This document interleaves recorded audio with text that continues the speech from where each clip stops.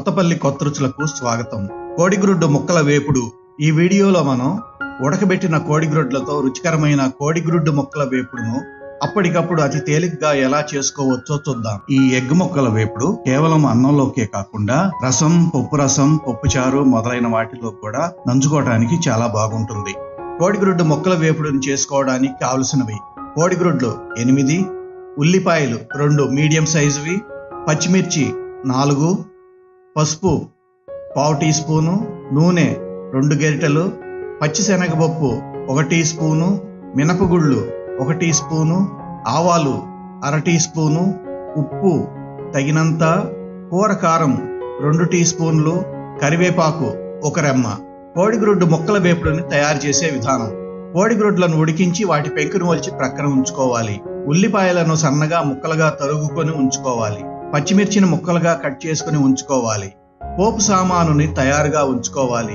ఇప్పుడు పొయ్యి మీద బాణలిని పెట్టి అందులో నూనెను వేసి, నూనె వేడెక్కిన తరువాత శనగపప్పు, ఆవాలు, మినపగుళ్ళను వేసి వేగనివ్వాలి. అవి దోరగా వేగిన తరువాత తరిగి ఉంచుకున్న ఉల్లిపాయ ముక్కలు, పచ్చిమిర్చి ముక్కలను వేసి కలియబెట్టాలి.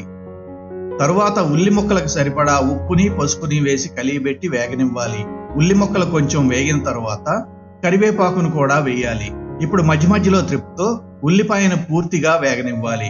ఉల్లిపాయ పూర్తిగా వేగిన తరువాత ముందుగా ఉడకబెట్టి పెంకు తీసి ఒలిచి ఉంచుకున్న గ్రుడ్లను చాకుతో ఇలా 4 ముక్కలుగా కట్ చేస్తూ ఇలా బాణంలో వేయాలి. తర్వాత ఈ కోడి గ్రుడ్డు ముక్కలకు సరిపడినంత ఉప్పుని, కారాన్ని వేసి కూరని కలియబెట్టాలి. బాణంలో కోడి గ్రుడ్డు ముక్కలు వేసిన తరువాత కూరని 2 నిమిషాలకు మించి స్టవ్ మీద ఉంచకూడదు. చివరగా ఉప్పుని సరిచూసుకొని కూరని స్టవ్ మీద నుంచి దించివేయాలి. చక్కటి రుచితో అందరూ మెచ్చే కోడి గ్రుడ్డు ముక్కల వేపుడు తయారు. మా ఈ వీడియో కనుక మీకు నచ్చినట్లయితే మరిన్ని రుచికరమైన వంటకాల కోసం మా ఛానల్ కు సబ్స్క్రైబ్ చేయండి. సబ్స్క్రైబ్ బటన్ ప్రక్కనే ఉన్న బెల్ బటన్ ని యాక్టివేట్ చేయండి. అంతేకాకుండా ఈ వీడియోకి లైక్ కొట్టి మీకు తెలిసిన వారికి ఈ వీడియోని షేర్ చేయండి.